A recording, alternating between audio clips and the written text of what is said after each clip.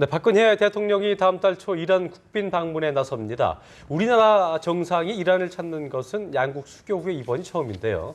다양한 경제협력 논의로 적지 않은 경제적 효과를 거둘 것으로 전망되고 있습니다. 네, 삼정 KPMG 경제연구원 김광석 수석 연구원과 함께 관련 내용들 살펴보겠습니다. 네, 어서 오십시오. 안녕하십니까? 네, 안녕하세요. 반갑습니다. 자, 한국과 이란이 수교를 맺은 게 1962년이더라고요. 그러니까 네. 이제 한 54년 만인데 처음으로 우리 대통령이 이란 방문은도 물론이고 양국 정상회담이 열리는 게 이제 처음인 건데 네. 그만큼 이번 이란 순방이 갖는 의미가 클 것 같습니다. 먼저 네. 의미부터 좀 자세히 짚어주시죠. 일단 한마디로 경제적인 의미는 신시장 개척의 의미다라고 네. 요약을 할 수 있겠는데요. 예, 양국 간의 경제 협력이 굉장히 강화될 것이고 네, 또 국내 주요 기업들이 이란의 어떤 신시장 진출을 놓고 굉장히 또 활발하게 기업 경영이 활성화될 것이라는 그런 기대도 굉장히 많아지고 있습니다. 네, 사실상 그런 점을 놓고 많은 국가들이 앞다퉈서 정상들이 이란 방문을 시도했는데요. 뭐 중국이라든가 뭐 스위스, 그리스, 카자흐스탄 이런 나라들과 함께 우리나라는 굉장히 발빠르게 움직인 나라로 꼽히고요. 그렇습니다. 일본의 아베 총리 같은 경우도 계획은 하고 있지만 아직 이제 한국보다는 늦게 방문하는 것으로 이제 계획이 예정되어 있기 때문에 굉장히 이제 경제적인 효과가 선점이라든가 여러 가지 효과 차원에서 기대되는 바가 많이 있는 것 같습니다. 네, 이번 기회를 잘 잡아야 된다 이런 이야기들이 네. 많이 나오고 있는데요.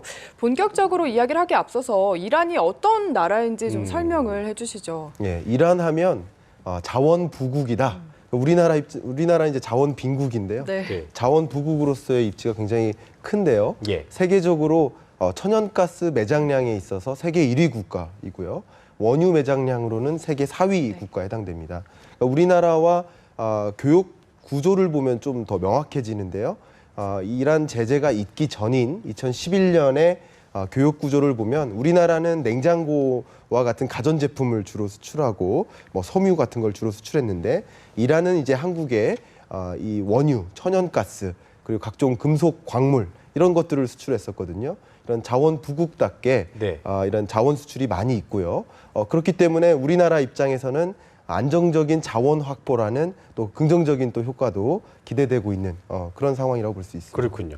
이게 저는 어릴 때 네. 이게 자매 결혼 때문에 그런지 몰랐는데 삼성동 쪽에 가다 보면 이제 테헤란로가 이렇게 쭉 강남까지 나 있잖아요. 예. 이게 이란 수도에서 따온 명칭이라고 하더라고요. 예. 62년에 이제 수교를 맺게 됐고 네. 그만큼 우리가 이제 축구에서 보면은 흔히 이란은 우리에게 크게 예. 친절한 나라가 아닌데 예, 그 수교를 맺은 것도 그렇고 예. 상당히 그 양국이 예. 관계가 예. 상당히 우호적이고 친숙한 나라라고 좀 볼 수 있겠죠. 예, 그게 이제 테헤란로가 대표적인 것인데요. 네. 테헤란로가 이제 이란에 있는 수도가 이제 테헤란이고 그렇죠. 예. 네. 우리 수도인 서울로도 이제 이란에 하나 있습니다. 서울로가 예, 있습니까? 그래서 1970년대 서울시와 테헤란시가 양자 간의 길명을 교환하기로 합의를 맺었었거든요. 그랬군요. 예, 그 배경이 우리나라가 이제 1970년대 오일 샤크가 났을 때 아무도 다른 나라들은 이제 우리나라에 원유 공급을 안 했었는데 이란만 우리나라에게 원유를 공급한 나라로 꼽히고요.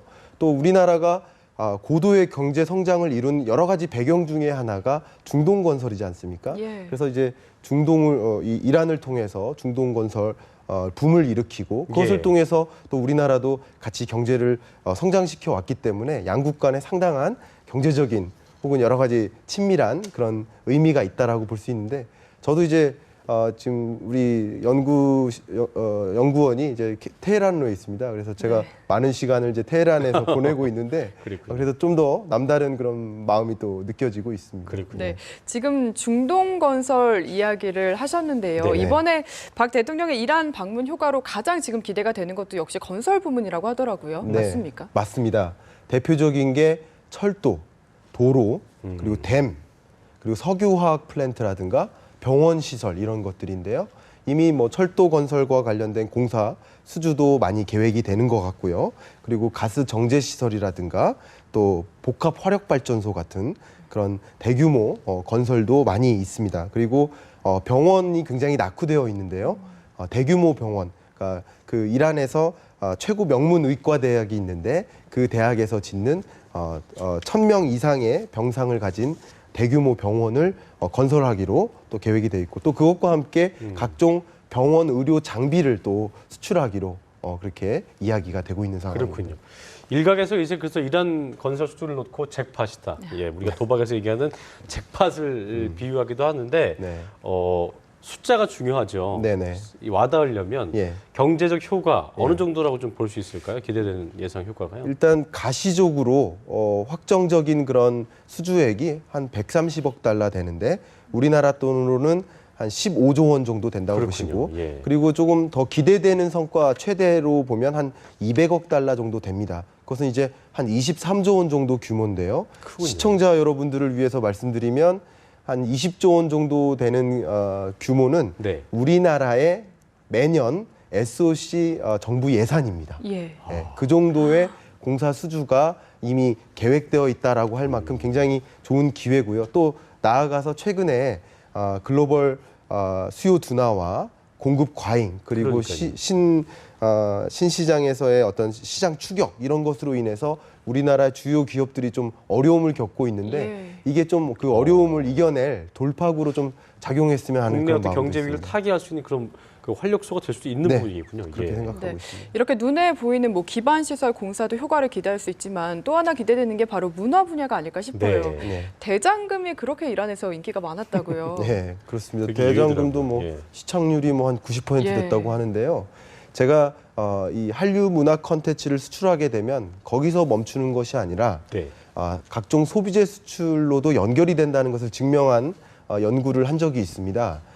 그것에 따르면 우리 흔히 이제 중국의 한류 열풍도 살펴보면 한류 열풍도 같지만 동시에 뭐 치킨이라든가 거기에 나오는 화장품, 상품들. 예, 네. 그리고 식료품 이런 수출이 굉장히 늘었었거든요. 그렇군요. 그래서 중동 같은 경우 우리나라 한류 문화에 굉장히 선호하는 그런 경향이 있기 때문에 음악이라든가 영화, 드라마, 연예 오락 프로그램 이런 다양한 문화 콘텐츠 수출도 기대되고 네. 그와 함께 뭐 다양한 소비재 수출도 따라가지 않을까 하는 그런 또 큰 기대가 또 네. 있는 상황입니다. 문화 콘텐츠와 소비재 이외의 어떤 이란 시장을 공략할 주요 수출 품목을 조금 더 자세히 알아볼까요? 조금? 네, 예. 수출 품목에서 이제 이미 코트라에서 10대 수출 유망 품목이다 해가지고 지정을 한 게 있습니다. 예.